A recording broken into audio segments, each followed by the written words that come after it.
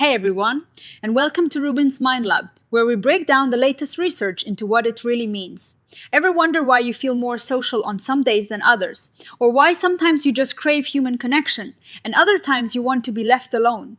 Well, this new study dives deep into the hidden rhythms of our social lives, exploring how our desire for contact, the actual contact we have, and how we feel all dance together across different clocks of time. Think about it, we're social creatures and staying connected matters. But how do we actually manage this need for connection? When do we reach out? When do we chill? And how does our mood play into all of this? It is a complex puzzle, and previous studies have only looked at small pieces of it. This new research tries to put a bigger picture together, looking at the back and forth between wanting social contact, actually having it, and our feelings all at the same time. The big question here is how these three things, social desire, social contact, and feeling good or bad, interact. Do we want more contact when we feel happy? Or does having contact make us happy? Does wanting contact lead to actually reaching out? And does all of this happen differently depending on whether we're looking at how people are generally or what's happening moment to moment? Or even hour to hour? This study uses some pretty cool technology to find out. So how did they study this? They got two groups of people. One group had their lives tracked very closely, about every hour for 2 days. The other group was tracked daily for 2 weeks.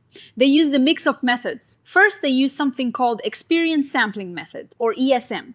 This is where participants get little pings on their phone throughout the day, asking them how they feel, if they're socializing, and how much they want to. Think of it like a regular check-in on your inner world, but they didn't stop there. They also use smartphone sensing, which is like a detective inside your phone. It automatically tracked things like how long you were on calls, how much you used communication apps, and even tried to detect if you were having conversations. This is brilliant because it gives them real behavioral data. Not just what people say they did, they then used fancy computer models called network models to see how all these pieces fit together and influence each other across different time scales. Let's start with the first study. This one looked at things in much finer detail, almost hour by hour. When they looked at how people generally behaved over the 2 days, they found that folks who spent more time on social media generally reported feeling less happy and energetic. But here is where it gets interesting. When they looked at what was happening right then, in that 80-minute window, people who desired more social contact also tended to have more in-person contact. And if they were feeling more energetic and positive, they also desired more social contact. Now, let's look at the most exciting part, the temporal network. This is where they see what happens next. They found that when people felt highly energetic and positive, they tended to desire more social contact in the next hour. This is a big deal because it suggests that feeling good, really good and energetic can actually prime you to seek out more social connection. And guess what? Having a stronger desire for social contact actually led to more in-person contact and conversations in the next assessment period. This is evidence that our desires can actually lead to action. But here is a twist. High energy positive feelings also predicted less social media usage in the next hour, while low energy positive feelings predicted more social media usage. This hints that maybe we use social media differently depending on our energy levels and mood. So when we feel really good and energetic, we might prefer talking to people face to face, but when we're feeling a bit more mellow, we might scroll more. Now, let's switch gears to the second study, which looked at things on a daily basis over 14 days. The results here were a bit different, which highlights just how important the time scale is.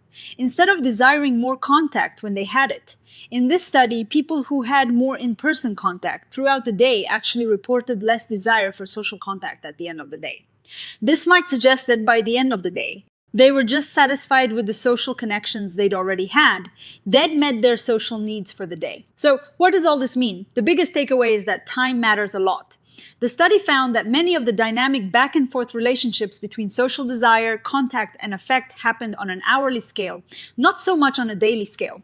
This suggests that our social needs might be regulated more like a quick hourly thermostat rather than a slow daily adjustment. When we feel good and energetic, we desire and seek out social contact.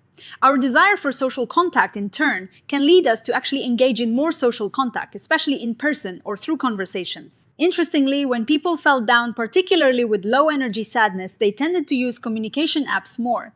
This could be a way to seek social support when feeling low. But when they felt really energetic and happy, they were more likely to seek in-person contact, not social media. This contradicts the idea that we always turn to our phones when we feel bad. Instead, it might be that positive energy drives us towards real world interaction. The study also touched on digital versus in-person contact. They found that more digital contact, like using communication apps, sometimes went along with less physical contact, suggesting a possible trade-off. However, they didn't find strong evidence that social media use is inherently bad for well-being. Instead, it seems digital contact might serve different purposes. Perhaps filling gaps when in-person opportunities are scarce or being used for different types of interactions. One of the most significant findings is how social desire and affect interact. In the hourly study, feeling good and energetic and having a higher desire for social contact actually predicted more in-person contact. This is different from what some theories suggest, which is that strong social desire only happens when you are lacking social contact. This study suggests that sometimes wanting more connection just means you are feeling good and want to keep that good feeling going through social interaction. Now, it's important to remember that even the best studies have limitations. This one was done in Germany, so people in other countries might have different social habits. Also, the way they measured mood changed slightly between the two studies, which can make direct comparisons tricky. They also admit that while they found connections, they can't definitively say one thing causes another. It's like seeing two people walk into a room together, they came together, but you don't know if one followed the other or if they were invited separately. Future research could use even longer study periods or perhaps even do micro-randomized interventions where they subtly nudge people to see if that changes their social behavior. So, to wrap it all up, this research paints a picture of our social lives as dynamic and finely tuned systems. Our feelings, our desires, and our actions are constantly interacting, and these interactions play out on different time clocks. Our moods, especially feeling energetic and happy, can strongly influence our desire for and pursuit of social contact within hours, not just across days. And while digital communication has its place, feeling good and energetic seems to be a powerful driver for seeking out face-to-face interactions. Understanding these intricate dynamics helps us appreciate the complex, ever-changing nature of our social well-being. It really highlights how interconnected our inner world and our social world are. What do you think about these findings? Does this resonate with your own experiences? Let me know in the comments below. And if you enjoyed this dive into the science of our social lives, give this video a like and subscribe to RUBIN'S Mind Lab for more explorations into the fascinating world of psychology. Until next time, stay curious.